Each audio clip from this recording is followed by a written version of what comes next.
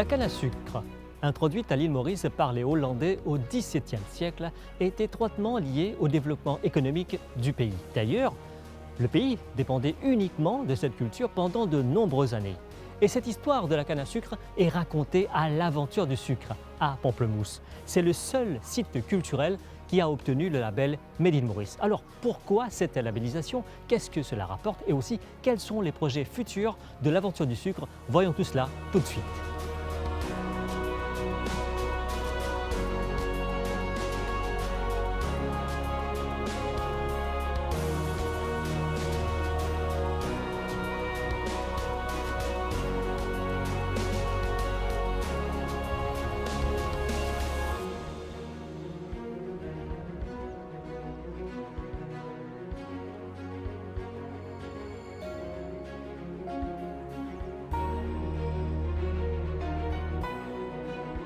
Edwige Gufflet, tout d'abord présentez-nous l'Aventure du sucre. Alors l'Aventure du sucre, c'est une installation, un site patrimonial dans un lieu qui date du 19e siècle où on a de superbes jardins, une architecture industrielle, donc conservée. On a une usine sucrière qui a été totalement transformée pour devenir un parcours muséal dédié à la canne. Nous avons également une boutique dans laquelle, cerise sur le gâteau, après la visite, on peut déguster de nombreux produits gourmands du terroir, dont bien entendu les sucres, mais aussi le miel, mais aussi les confitures, mais aussi de la vanille et bien entendu les rhums mauriciens 5 étoiles.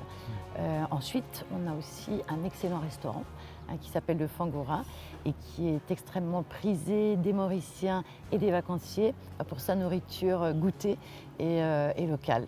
Et comment expliquez-vous le succès de l'Aventure du sucre auprès des Mauriciens et aussi auprès des visiteurs étrangers? Alors cette popularité, elle tient au fait qu'on se retrouve dans un lieu qui raconte l'histoire de Maurice, qui célèbre cette histoire, l'histoire d'un peuple qui s'est fait en 450 ans, donc d'hommes et de femmes venus des quatre coins du monde et qui ont été capables de faire nation. Donc je crois que c'est très important pour les gens ici, mais c'est très important aussi pour les étrangers parce qu'ils vont être touchés par cette histoire qui peut être en lien avec leur propre histoire si on parle des Français et des Anglais.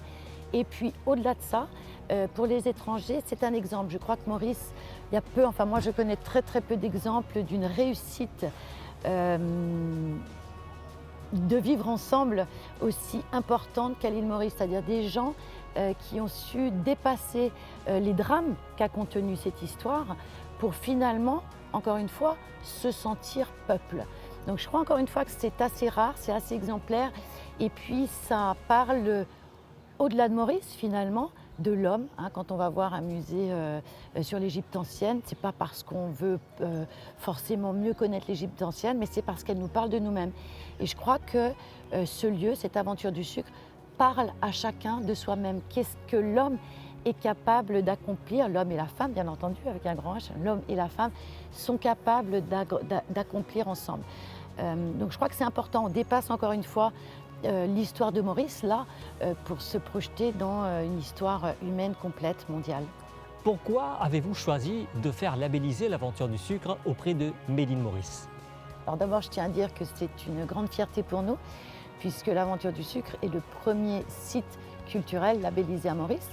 Ensuite, il s'agit d'une étape naturelle pour nous, parce que nous prenons la qualité et la durabilité.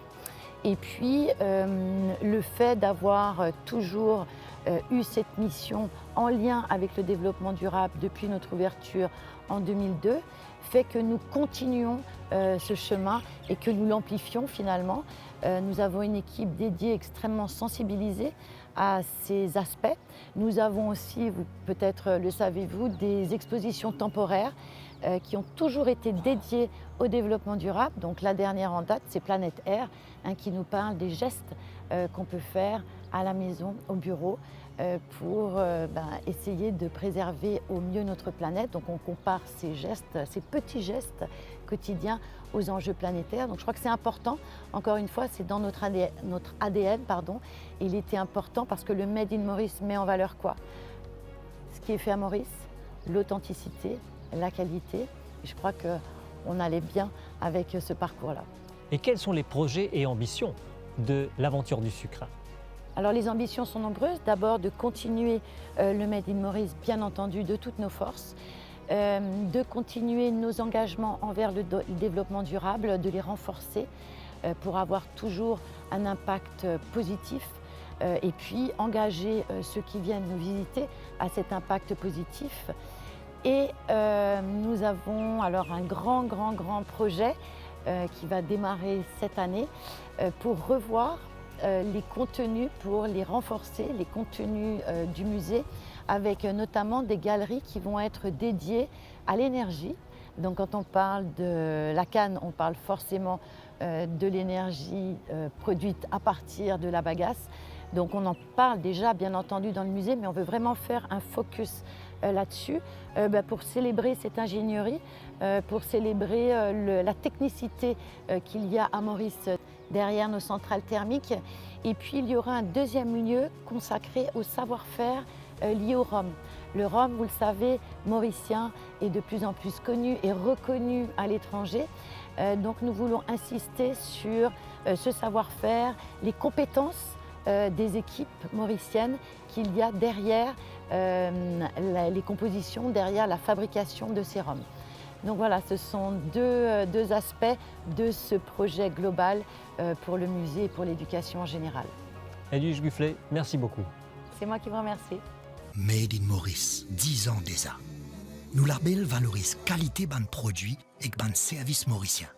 Aujourd'hui, nous fiers qui nous logo au plus qui 350 marques et plus qui 3500 produits dans 7 secteurs agroalimentaire, culturel, créatif et numérique, agricole, textile, industriel, secteur hôtelier et plus récemment l'industrie service. Alors, si vous êtes un entrepreneur, une industrie locale ou un artiste, si dans ce qui vous fait et n'a ou la met là-dedans, ou capable de former partie de nos réseaux, n'est que faire ou application sur nos sites web.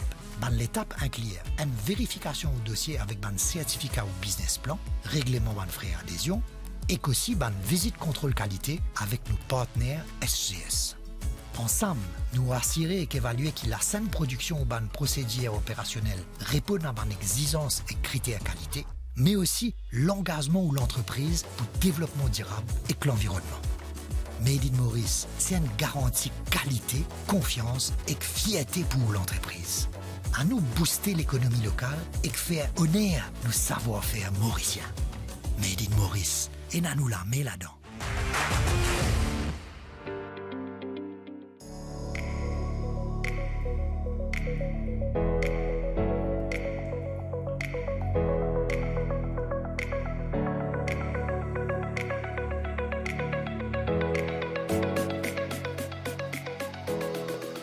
Funkiss, une entreprise qui existe depuis 2019 à l'île Maurice, qui octroie des prêts aux entrepreneurs, aux entreprises, avec un système facile, rapide, pratique, en ligne. Alors aujourd'hui, Funkiss a dépassé la barre des 400 millions de roupies en termes d'octroi de prêts aux PME. Qu'est-ce qui explique ce succès et aussi pourquoi les entreprises se tournent vers Funkiss? Découvrons tout cela tout de suite.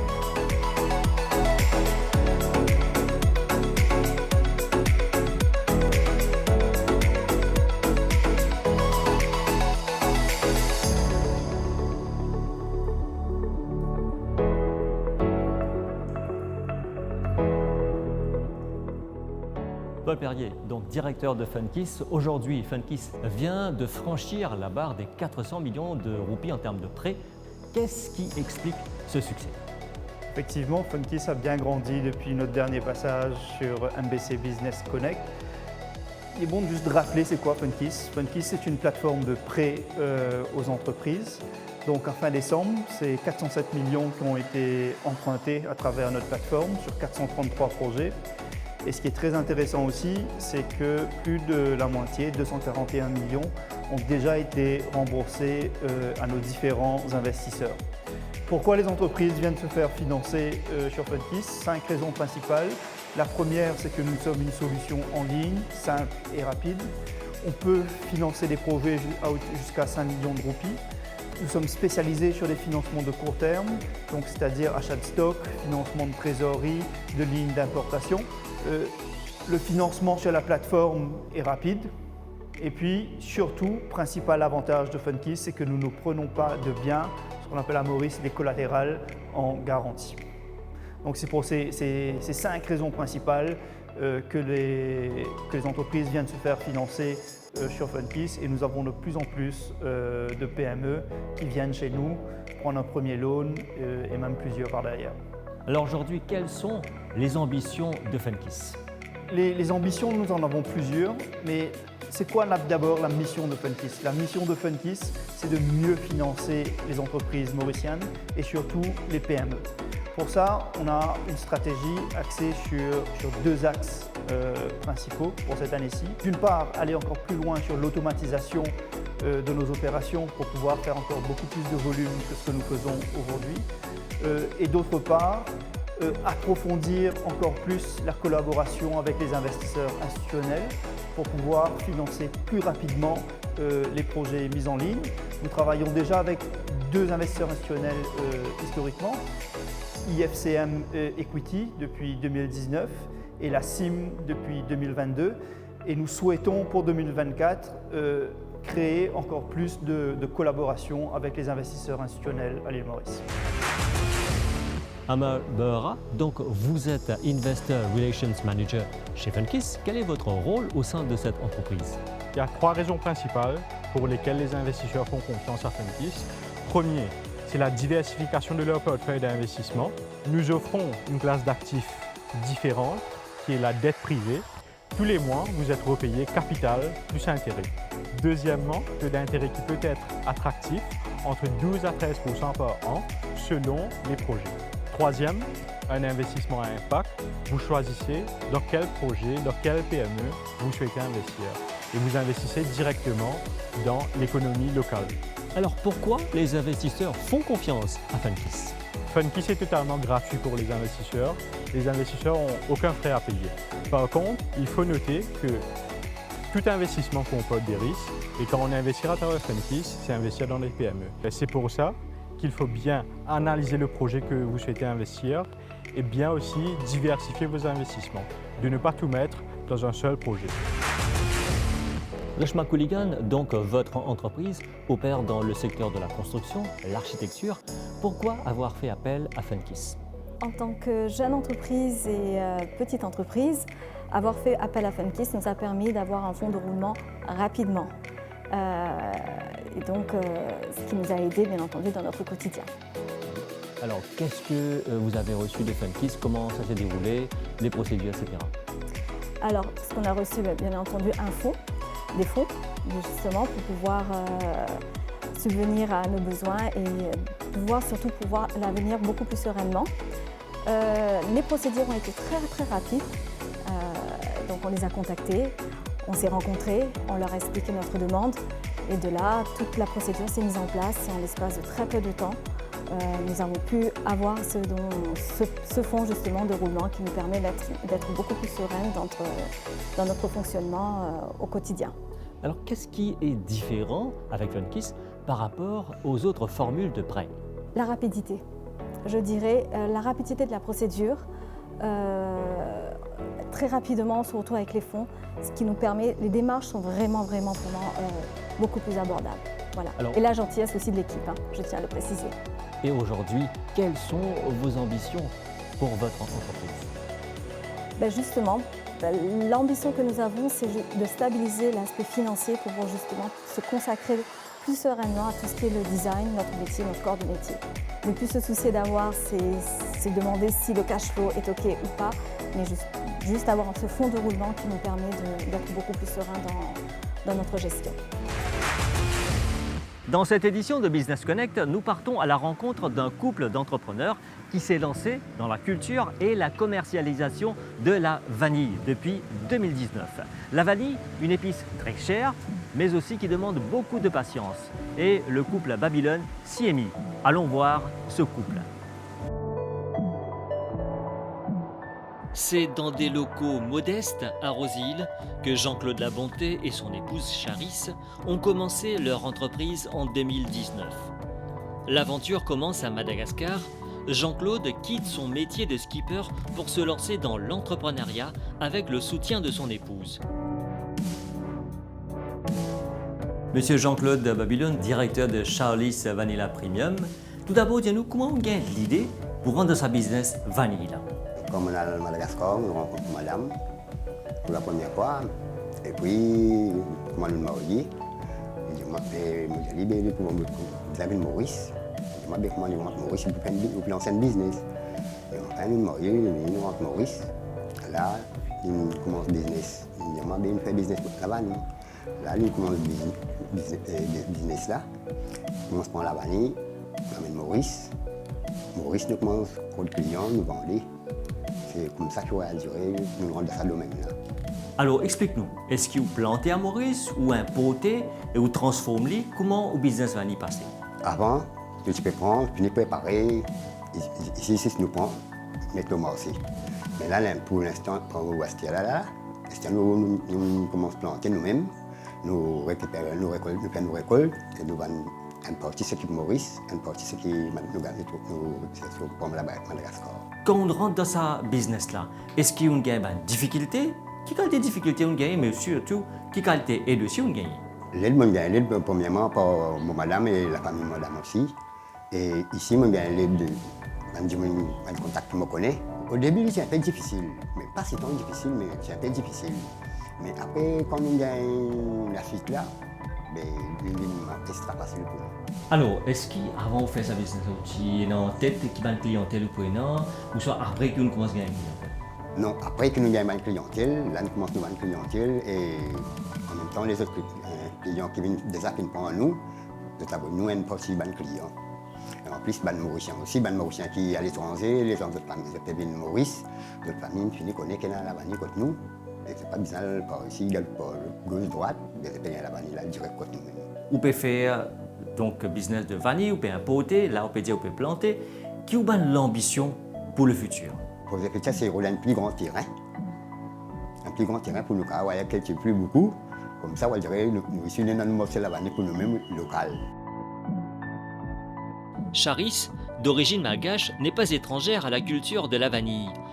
Madagascar est le plus gros producteur de cette épice, très prisée dans le monde. Charlie's Babylone, donc vous venez de Madagascar, qui on sait, le plus grand producteur et exportateur de vanille. Pourquoi avoir choisi de faire du business de la vanille à l'île Maurice?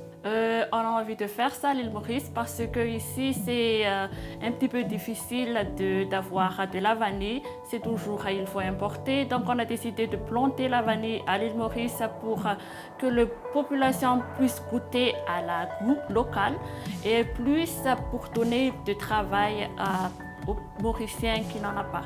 Alors quel est le potentiel de Maurice pour produire de la vanille? Est-ce que notre terre est propice pour cela? Maurice c'est un pays volcanique, mais on trouve des moyens pour le faire parce qu'on peut avoir des bonnes qualités de vanille à l'île Maurice. Alors qu'est-ce qu'il faut exactement pour que la vanille pousse bien? Il faut mettre de la terre, des roches. En tant que pays volcanique ici à l'île Maurice, il faut mettre un petit peu de roches, plus des cocos. Et après, on met les plantes de vanille. Ça, on peut avoir de vanille avec des gousses un peu plus gros. Alors, vous avez commencé à importer de Madagascar, maintenant en plantation. Alors, quelle différence ça fait entre l'importation et aussi production locale?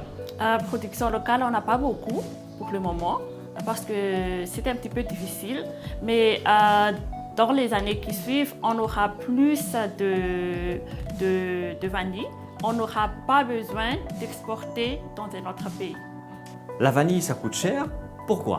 On fait tous à la main et ça dure des mois et des mois. Ça fait durer 9 mois pour avoir les arômes et les plantes qu'on vous donne dans votre plat. Alors, on connaît les gousses de la vanille, bien sûr, mais quel autre produit on peut faire à partir de la vanille? On peut faire avec la vanille des rhums, des gâteaux. On peut faire aussi des dodos en vanille. On peut tresser la vanille. On peut faire des poudres, des pâtes, on peut avoir des grains et des caviars. Il y a beaucoup de choses qu'on peut faire. On entend parler souvent des gousses de la vanille, l'essence de la vanille, mais caviar de la vanille, vous proposez aussi. Alors, qu'est-ce que c'est cela? Expliquez-nous.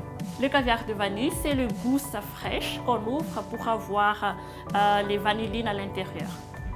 Alors, on sait aussi que la vanille est très demandée dans, par exemple, le thé, pour les gâteaux, exactement. Est-ce que les entreprises mauriciennes viennent vers vous pour s'approvisionner en vanille?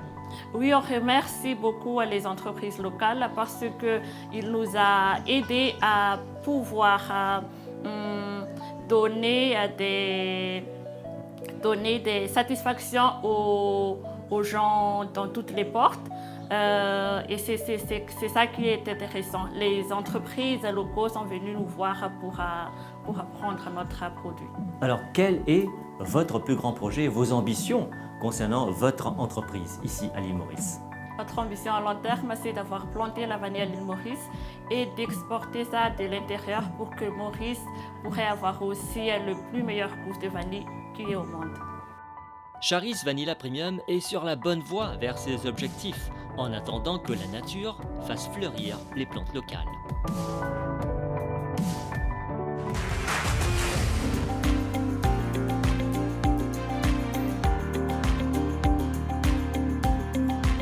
Business Connect, c'est terminé pour cette édition. J'espère que vous avez apprécié cette émission que vous pouvez retrouver sur nos plateformes multimédia. Au plaisir de vous retrouver une prochaine fois. Au revoir.